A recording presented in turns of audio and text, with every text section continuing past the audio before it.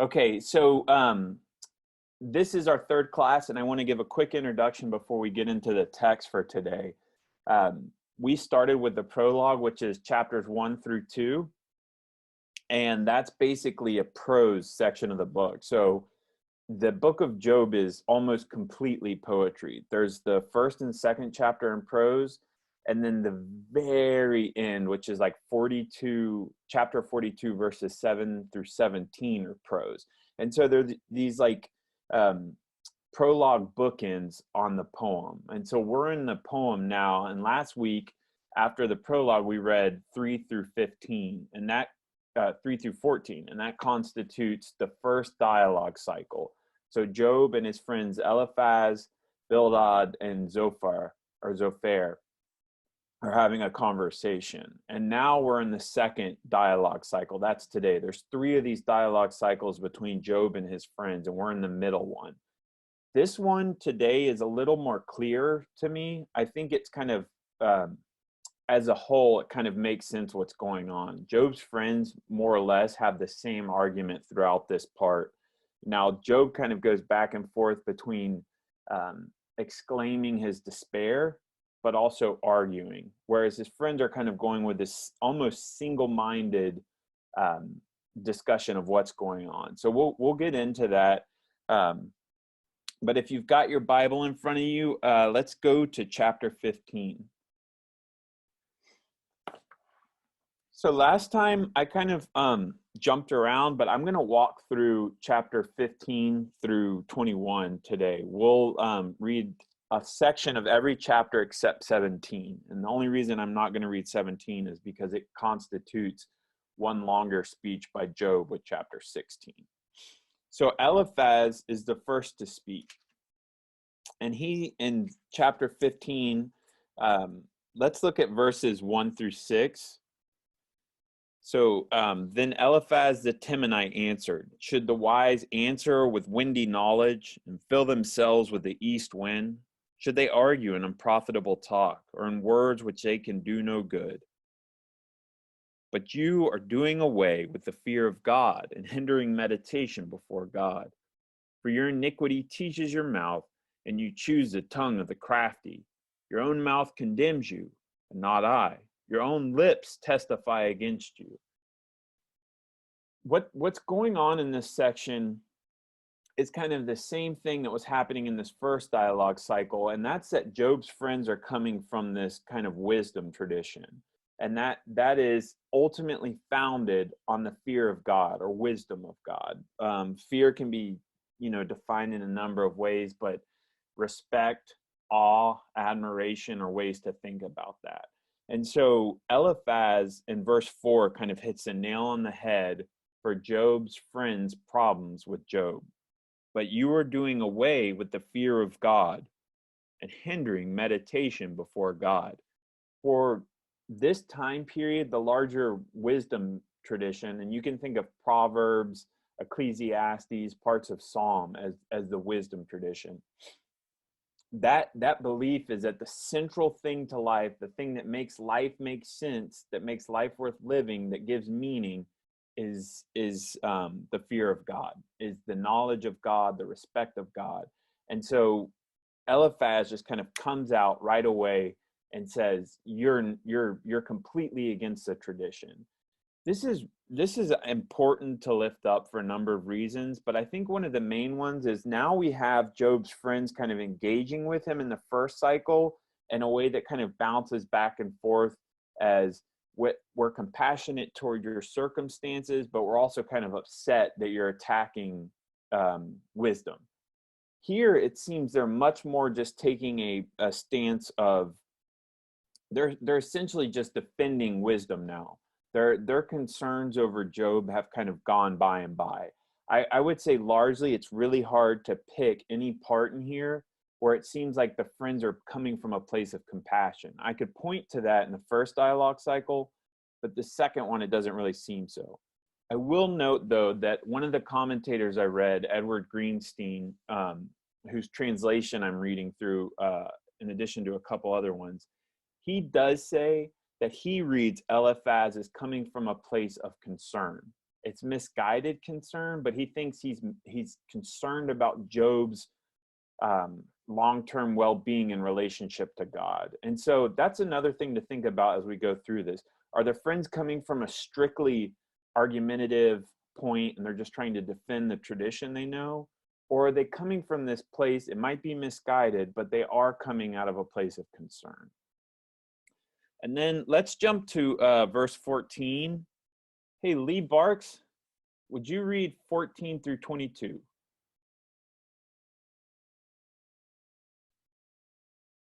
I've unmuted you.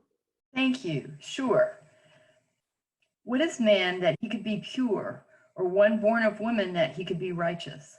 If God places no trust in his holy ones, if even the heavens are not pure in his eyes, how much less man who is vile and corrupt, who drinks up evil like water?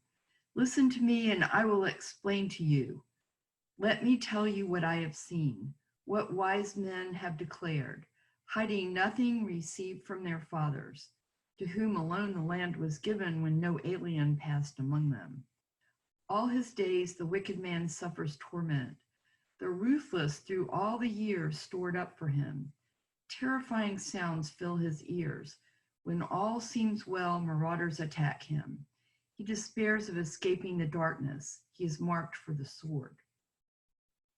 Thanks. So this is exactly the kind of argument that all three of Job's friends make. If I could sum it up, that's it. The first part is 18, what sages have told and their ancestors have not hidden.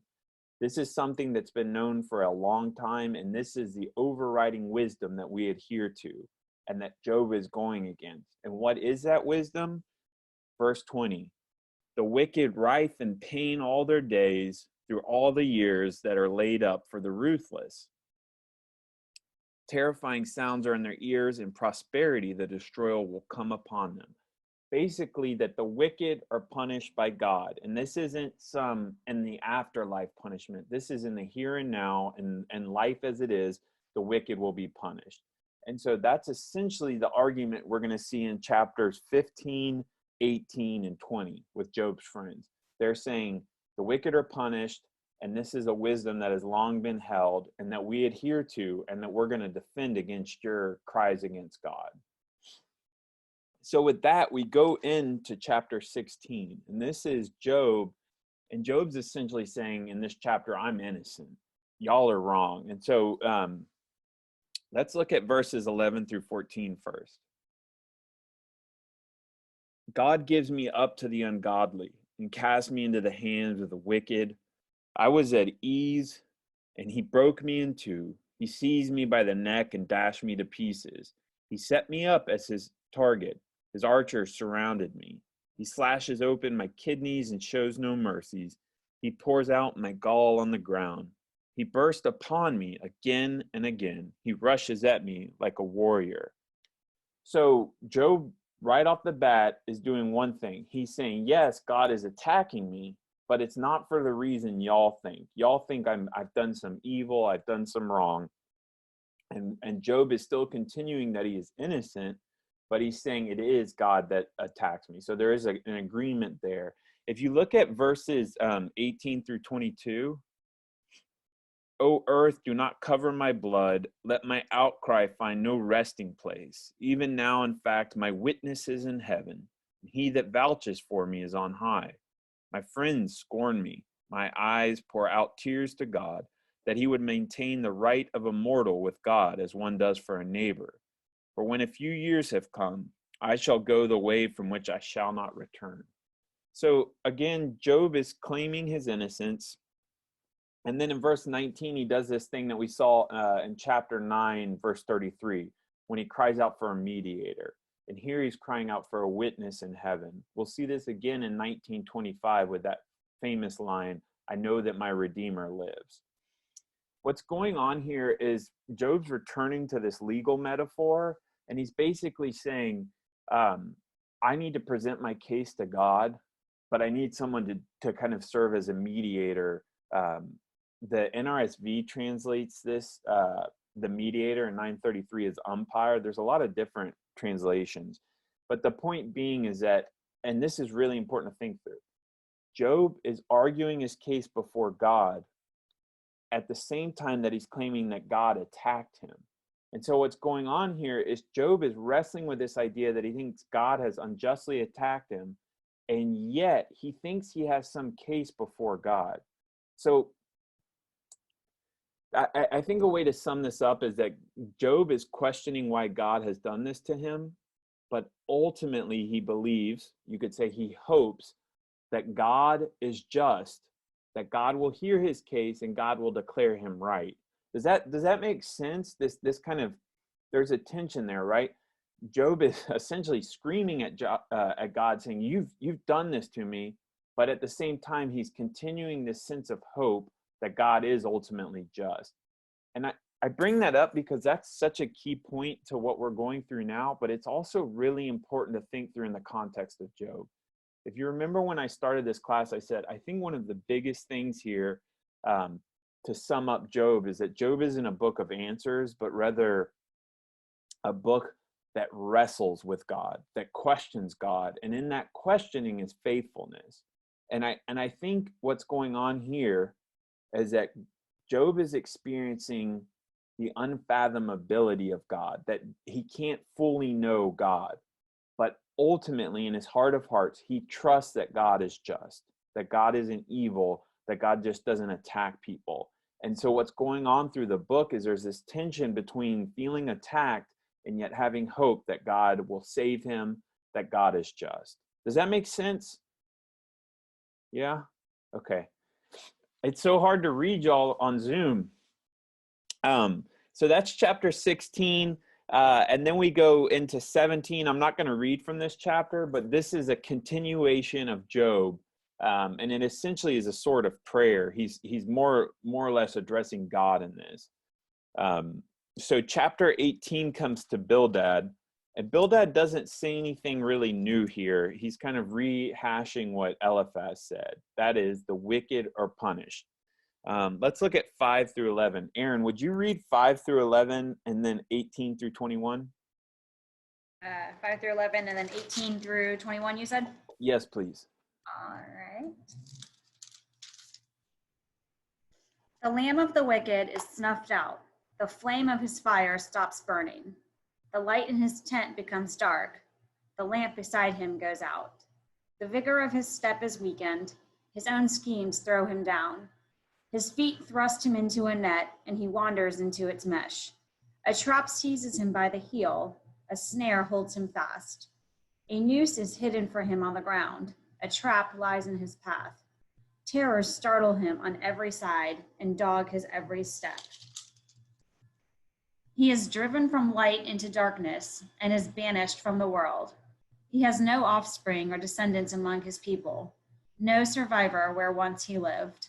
Men of the West are appalled at his fate. Men of the East are seized with horror.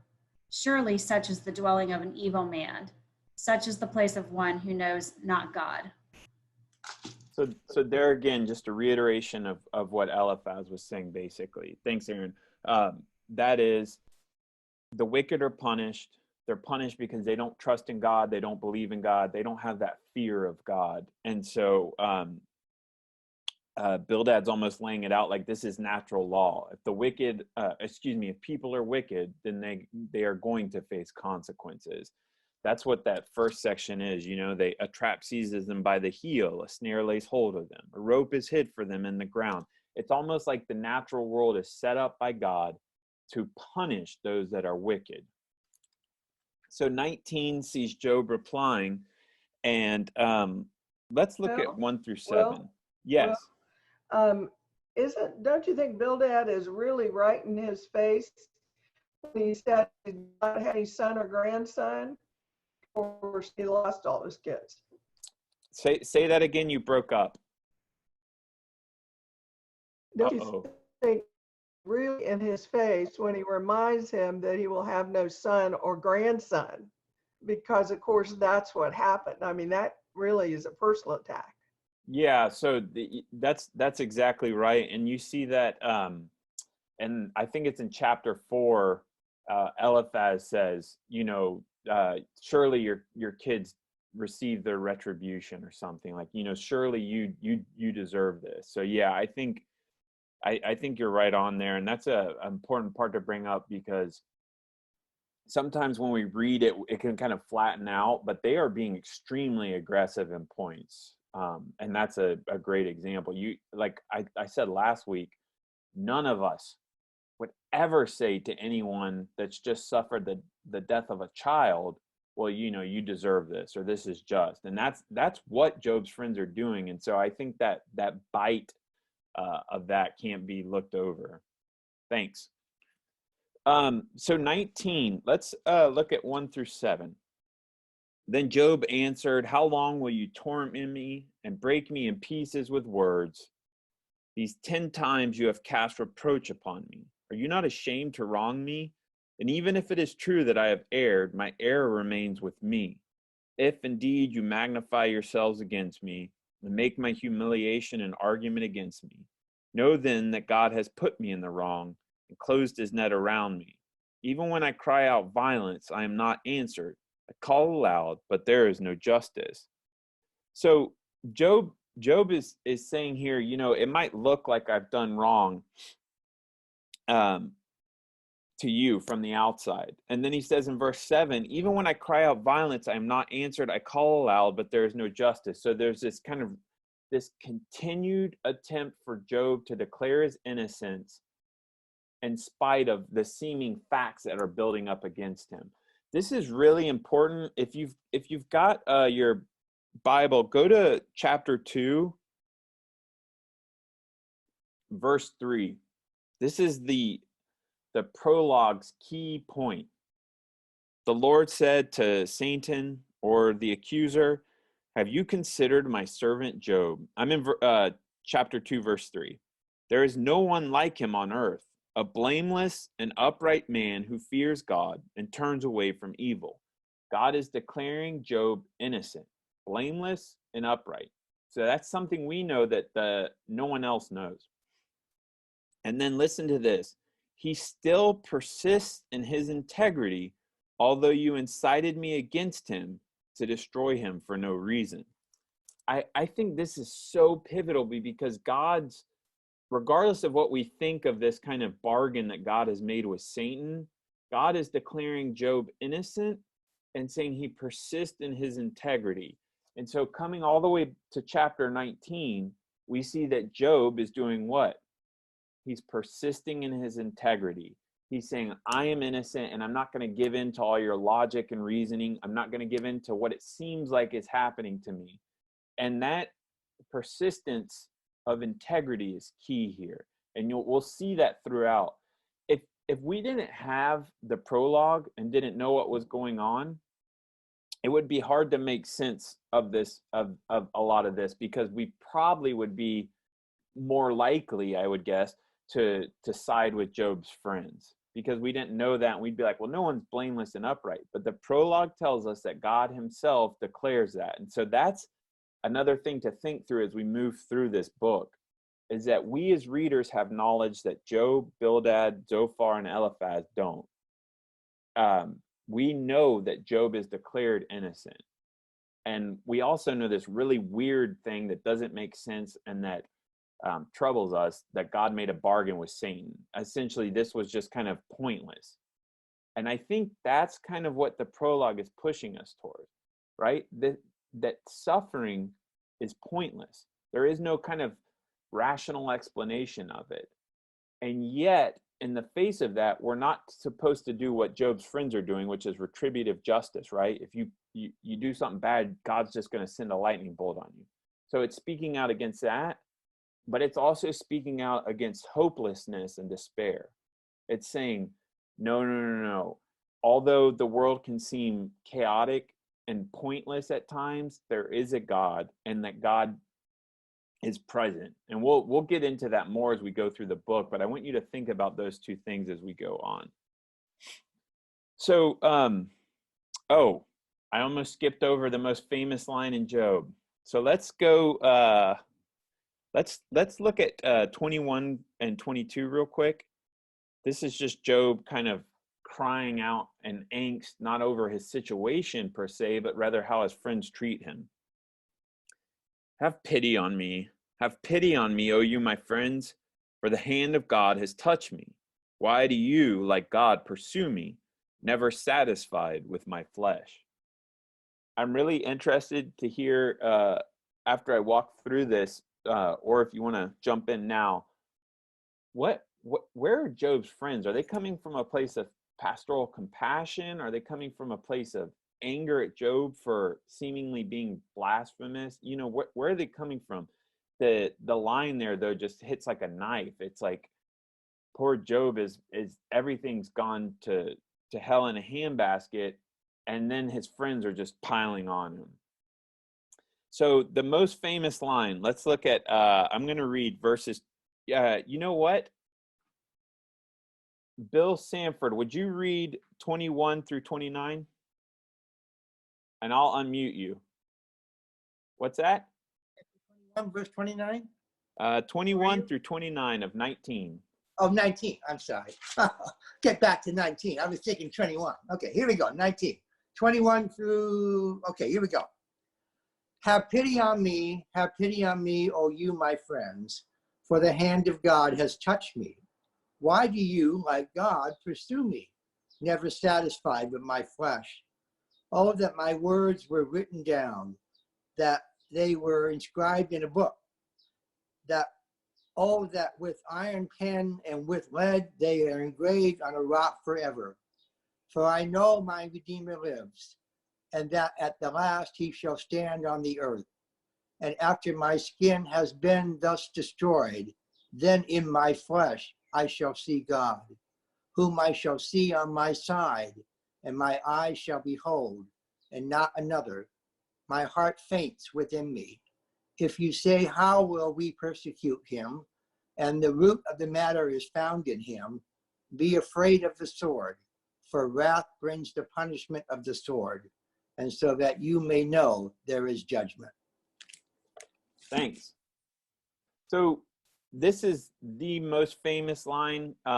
You'll recognize it from Handel's Messiah.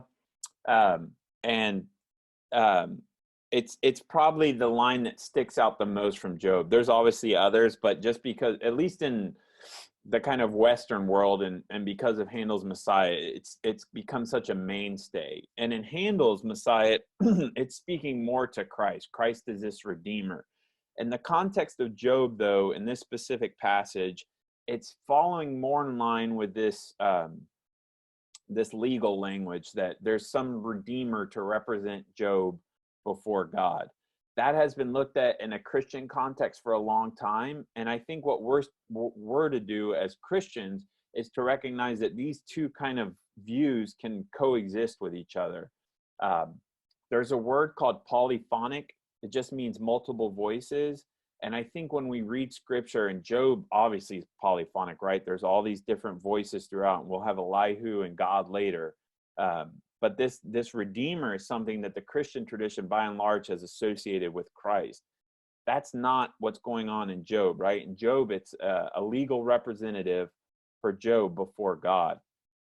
I want to lift that up, that tension and those kind of two voices, because that's the beauty of tradition and reading something like this, is that we can pull all these different things into it. I remember Rabbi Bernholtz was giving a talk with Nicole about Isaiah I think it was during Christmas time. And one of the things he said was, I can completely be at peace with you reading Isaiah one way and me reading it another.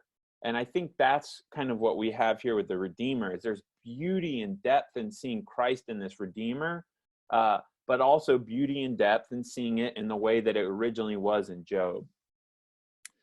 The last part I wanted to make about point I wanted to make about 19 is Job, who's kind of cried for compassion from his friends, is now warning them that their wrath, their anger will bring the sword. So verse 29, be afraid of the sword, for wrath brings the punishment of the sword, so that you may know there is a judgment. So he's saying, y'all think you're right and that I'm the one facing punishment, but your anger will cause your punishment. Your anger will be met with judgment. So chapter 20 is Zophar, and basically, I'm being redundant here, but Eliphaz, Bildad, and Zophar are making the same argument essentially over and over again in this dialogue cycle. And what he's saying is that the wicked will be punished. The kind of twist he makes on this is that it might be delayed. So if you look at, let's read verse 4 through 7. Do you not know this from of old, ever since mortals were placed on the earth, that the exulting of the wicked is short, and the joy of the godless is but for a moment? Even though they mount up high as heavens, and their head reaches to the clouds, they will perish forever like their own dung. Those who have seen them will say, where are they? The ways of the wicked are short. That is, it might seem like they've got good luck on their side, but ultimately that luck is ephemeral, though they will be punished in this life. So we go to 21, and I'm not going to have time to read all this because I do want to give y'all time to discuss and ask questions and give your reflections. But if you read anything again from this section, read 21 again. It's really, really beautiful piece, and it's also kind of heart-wrenching because it just speaks to the reality that we all know well, is that the evil don't go punished in this world a lot of times. And so I'm going to look at a couple parts. Let's look, Erin, would you read 1 through 11? Chapter 21. Yes, please. Then Job replied, listen carefully to my words. Let this be the consolation you give me. Bear with me while I speak, and after I have spoken, mock on. Is my complaint directed to man? Why should I not be impatient? Look at me and be astonished. Clap your hand over your mouth. When I think about this, I am terrified. Trembling seizes my body. Why do the wicked live on, growing old and increasing in power? They see their children established around them, their offspring before their eyes. Their homes are safe and free from fear. The rod of God is not upon them. Their bulls never fail to breed. Their cows calve and do not miscarry. They send forth their children as a flock. Their little ones dance about. So this is summed up best in verse 7. Why do the wicked live on, reach old age, and grow mighty in power? The wicked aren't punished in this life. They seem to flourish, and not only them, but generations after them. And so Job is not only kind of condemning what his friends have said, he's saying you're completely wrong. They flourish beyond themselves. And then I'm going to jump to verse 19. You say, God stores up iniquity for their children. Let it be paid back to them so that they may know it.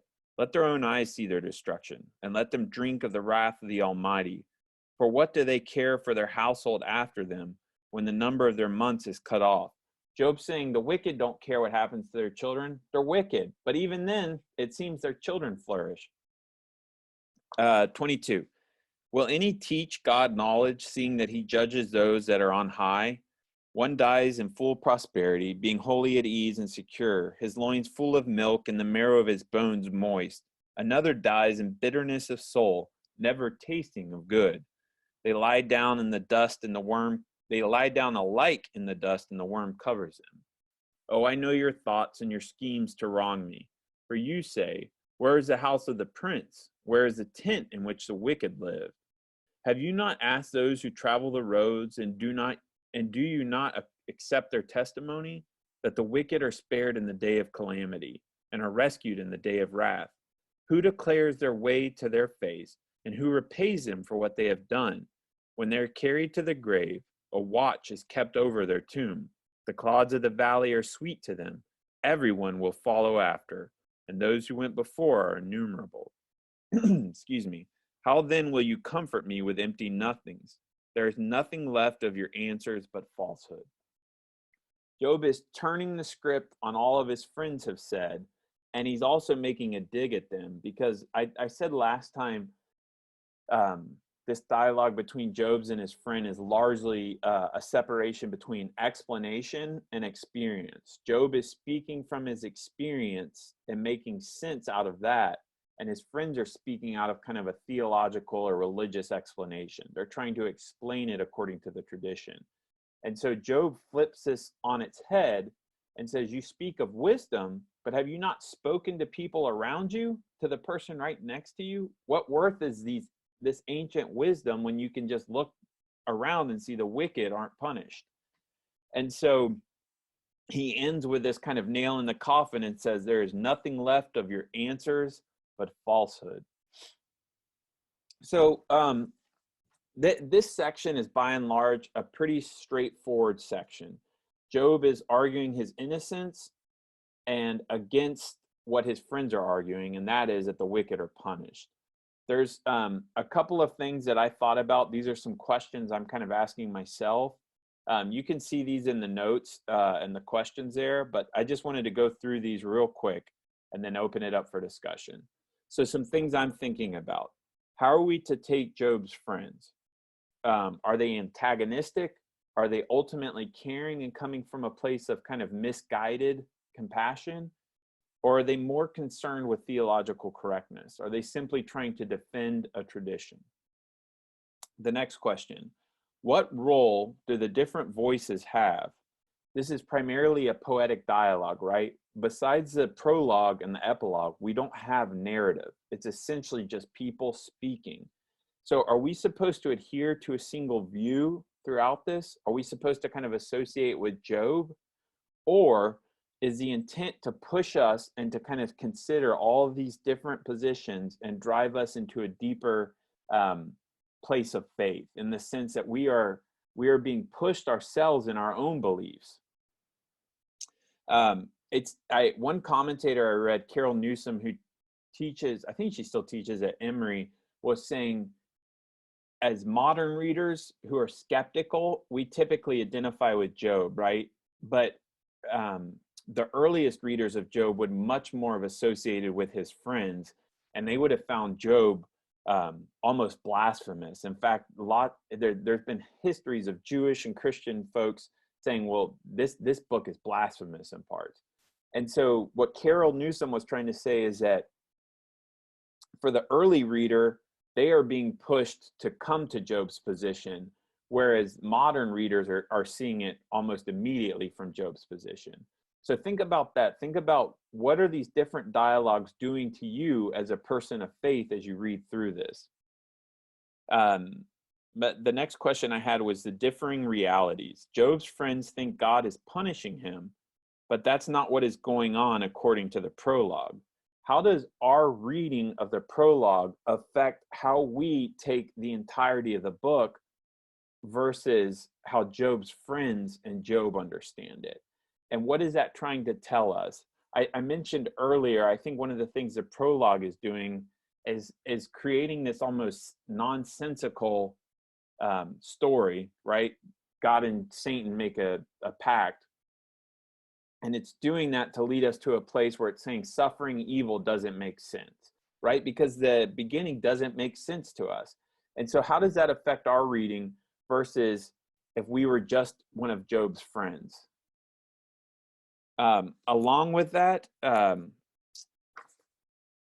think you need to think of this. It's not giving into retributive justice, and it's not giving into meaninglessness. So it's not saying you should be hopeless, but it's not saying you should seek out easy answers like the wicked are punished. And then my last question is, do humans have a different sense of reality than God?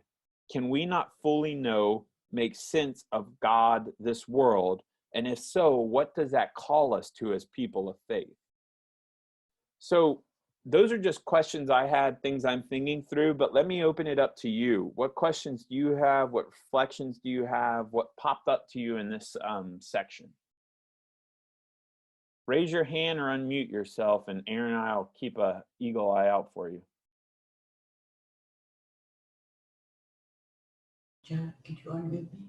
I did. Oh, you know, I wonder why such a good man did not have at least one friend who would have said, how is it possible? We know that you're good. We've seen you. How is it possible that you have been so good and so blameless, and that such retribution should fall on you? And you know, you must have done, even if you did something, how could it be big enough to merit such punishment? And it just feels like he doesn't have very good friends. Yeah, I've that's something I've been really thinking through, is like, where in the heck are his friends coming from? Yeah. You know, are they just jerks? Thank God, we all think they thought God was all knowing. So he must have known that Job did something wrong, even though his friends couldn't see it. Right. But that's what we were all raised with. He's all knowing. So why is he being punished? Yeah. Yeah. One thing I've been trying to do is, you know, when I've read Job in the past, I just kind of call his friends bad names and leave it at that. But I'm trying to read through how they would see it and why they're seeing it that way. And if there is compassion. One of y'all emailed me and said, I can't help but put this into the 21st century. I'm paraphrasing, but basically saying it sounds like when someone's trying to help, to be thoughtful, and they just come off completely crass or mean. I've told some of y'all, when I was in the hospital with my kidney disease, multiple times, people would come up to me and say, oh, this is God's will. And I think in their mind, they were trying to say something helpful, but it was the most hurtful thing they could say, you know, oh, God did this to you. And I'm wondering, is that what Job's friends are doing? They're trying to be nice and they're just coming off completely not.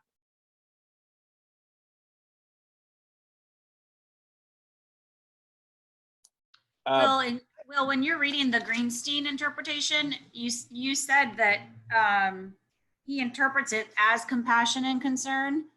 Is that why? Why does he interpret it that way? Does he have explanation for that?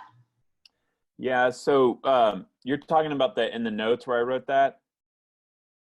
Yeah. So he's taking the point. He's speaking specifically of Eliphaz, but overall, kind of looking at the friends.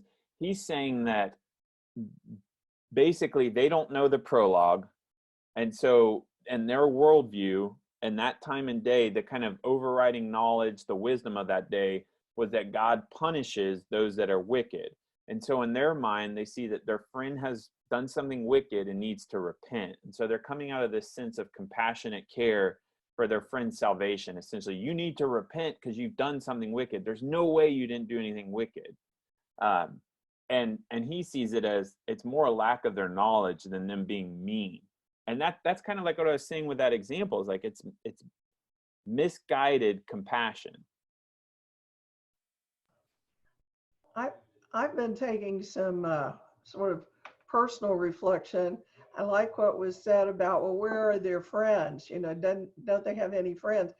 I think that sometimes we aren't quick enough, maybe I should just say me, to go and support my friends who are going through a hard time.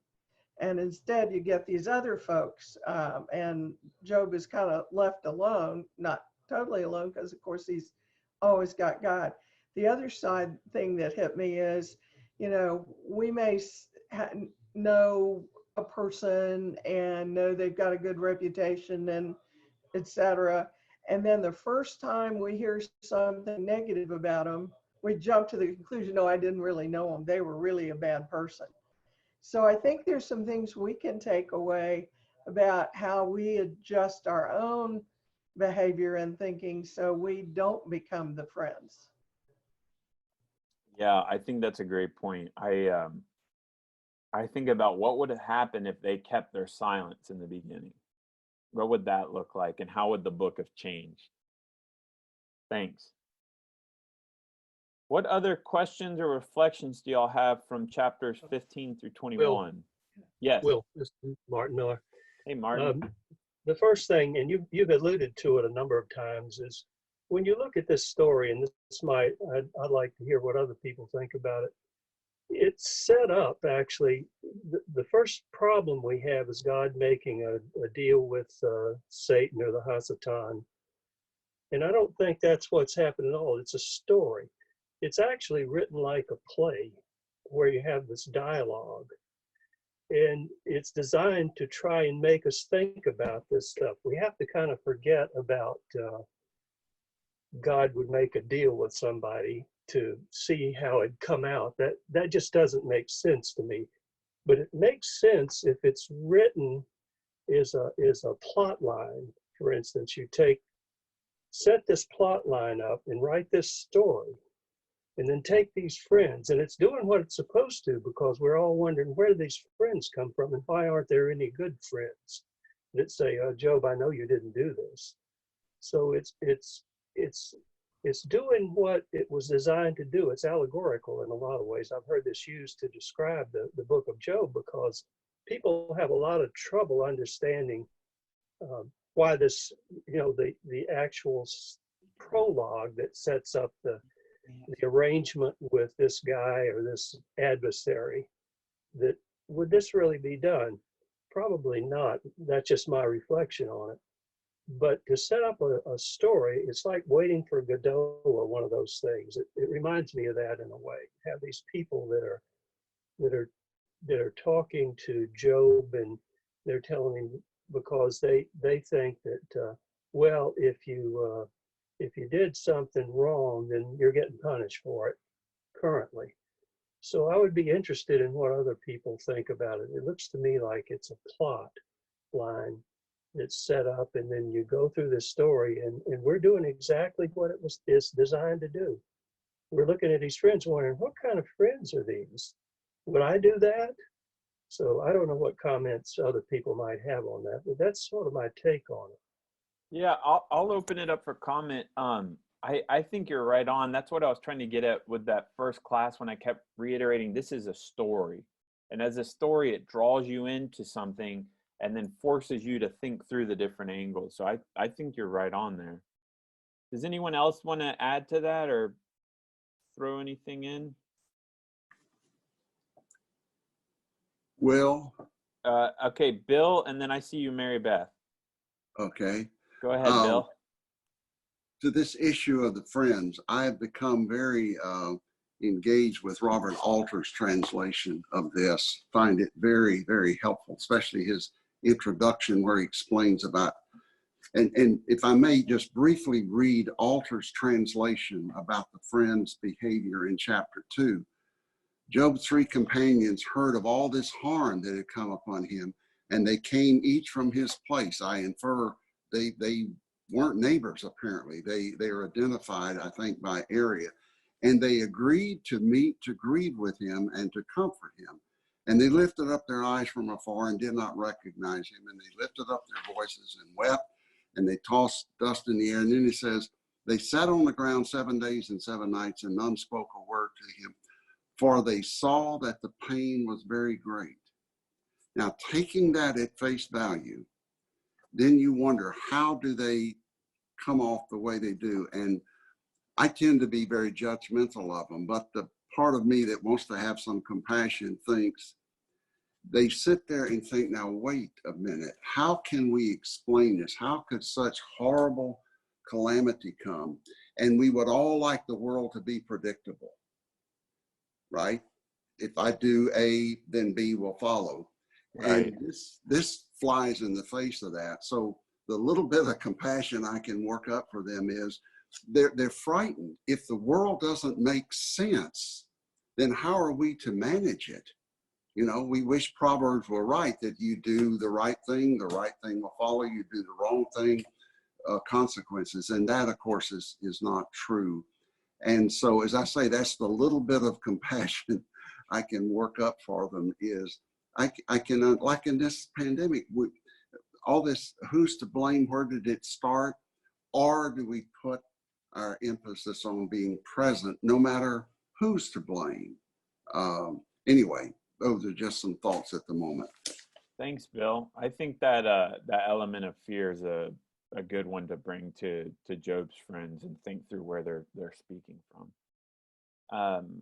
Where, Mary Beth? I unmuted her. Okay. Thank you. I agree with everything Martin and Bill said, and I just wanted to add something else. I think Job's friends would have been better off if they had stayed silent and present with him.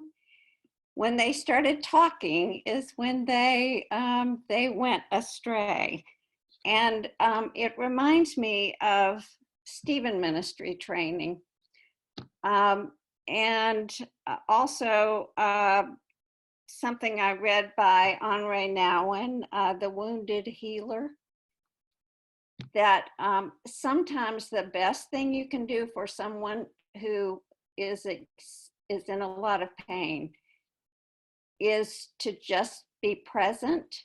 You don't even have to say a word. Just your presence is helpful. And when you start just going on and talking just, to try to, I don't know, make sense out of it, if you start judging, if you don't try to put yourself in the other person's shoes and have some empathy, and if you don't offer help and encouragement, you're not really helping. So I think Job's friends are an example for all of us of this is, like they have glamour do's and glamour don'ts. This is a don't be like those friends. Yeah, that's a good word. And just the power of silent, a silent presence for pastoral care, for friendship. Yeah, I think, yeah, I always try to bring like a 3-dimensional reading to everything. And so I don't want to just dismiss friends off right and just say, well, they're idiots, or they're dodos or whatever, or they're just mean spirited. But they are coming from a place that is extremely just harsh in how they treat Job. And I think Bill was right on when he said they're coming from a place of fear. And that's an important thing for us to think about, is when and why are we reacting to people out of fear? And how are we responding to them when we are coming from a place of fear instead of a place of love or care?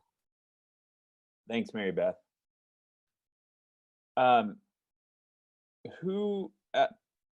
Dennis? Yeah, I got a thought. I tried to put myself in the writer's as thoughts of the writer. It just struck me that the writer, if I felt, is speaking out against the current philosophy of if you sin during this lifetime, you're punished for what you did. If you are suffering, your family is something happens to your family is because of sins that you did or your ancestors. But it feels like he's speaking out against this philosophy, and these neighbors, he's taken them to the extreme to show the ridiculousness of this philosophy, because there are many people that's probably suffering during this time, whatever it is. Everybody suffers. People feel that they are godly people and they suffer, but bad things happen. But in that period in time, people that are suffering, bad things have happened to them, it's because they say they've sinned. It feels like that he's speaking out against that philosophy. Yeah, I completely agree. Nicole, I see you. I don't have much to add to that, Dennis. I think you're right on, and I think that's what that commentator I mentioned earlier was trying to get at, is that the earliest readers of Job would probably have more associated with Job's friends. And so for them, the hard part would be kind of listening to Job, whereas for us, it seems to be the opposite, right? We have a harder time hearing Job's friends. And that's because by and large, we exist in a world where we don't think God just kind of is going around punishing people like that. And that we know well that the wicked do prosper, as Job points out. Nicole? I agree with Dennis. I think the whole story comes from that Western principle that justice is like the utmost of everything, that we base everything off of. And the question is, do we need to change our viewpoint on that in a little bit and base our decisions off of something besides just justice? Well, what do you think? You know, I think about the compassion part. Should that be a bigger thing than anything? I also think about the fact that God sees the whole of us, and some people that we call wicked, you know, were a baby once and we're not wicked at that point, and something in the environment and interacting with people have made them the way they were. So I do think, and I don't know what the Eastern perspective would be on justice. I haven't read enough to know that, but I do wonder about that. Yeah, that's a great point, that idea of like, we don't know everything. And I think that's the assumption that Job's friends make, and kind of leads to them looking terrible in our eyes. I like how you're drawing in this question of justice in this, and that's something to think about. I just can't get over the prologue, that we know the prologue, but the other characters don't. And it's kind of like we have an inside glimpse to something we never would. Like Martin said, it's a play, right? And a play creates a fictional setting to ask questions, to wrestle with things. And I think the prologue's doing that in a way. It's setting up this behind the scenes that we would never have otherwise. And so as readers, we have a more generous, compassionate outlook on what's going on, instead of this kind of vengeful or retributive idea of justice. Thanks, Nicole. We've got some more time. What else is on y'all? Yes. One slightly different view of the Friends is that they're basically more modern than an older viewpoint. They're rational. They're logical. They know that God did this, and they know that there's no reason that God would do it without something being wrong with Job. The part that we do know that God has told us is that Job is blameless. That's where the paradox comes in. That's where a very modern interpretation of what this story is. It's not retributive. It was retributive. It's what what the Friends believe, rational. There's got to be a reason for it. What God is saying is, I'm punishing Job, and he didn't do anything wrong. And I have a wager with the Satan, and I'm going to show that that Job is not going to reprove me for just doing retributive sorts of things. He's going to do some arbitrary things that I don't understand. Why is he doing this? That's the question. Yeah, I think that's a great way to frame it. Is the Friends they're doing one of the, what I would call the faults of theology, and that is thinking, not all theology, of course, but is some theologians tend to have this hubris that they can know everything, and I think that they can explain everything, and that everything is ultimately rational. And as Dave's pointing out, this is essentially going beyond that, and saying that we can't fully know God. And so, yeah, that's an interesting way to read it, Dave. So I see that Sara and Faye have their hands up. Sara Mickelson, why don't you go first? Well, I wonder two things. First, the voices of the Friends are often the voices I hear in my head when I encounter suffering or wickedness, and I bear witness to it. Mm. And sometimes we don't have to give voice to it. We just have to acknowledge that that is a human expression of comprehension and not necessarily divine expression. That was my first thought. Second thought is, what does this tell us about God? That God would want to know if how we feel about him and the justice that we exercise is driven because we love him, or is it driven because of how we want to appear? And I think that the Friends coming at him challenge that notion, and it really pushes us toward a better or deeper or more illuminative understanding of who God is.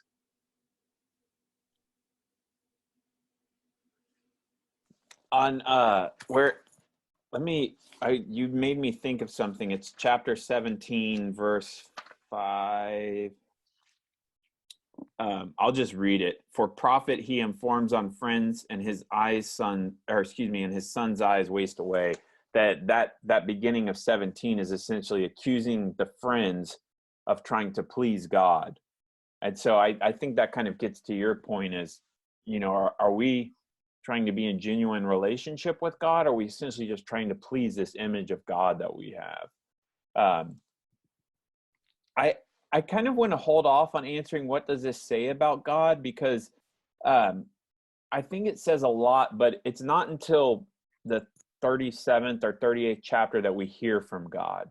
And I think I'm going to get into this in more detail, but it's good to start asking this question now. What is this saying about God? And obviously it's saying numerous things about God, because we have 4 characters speaking and they all seem to know what God wants.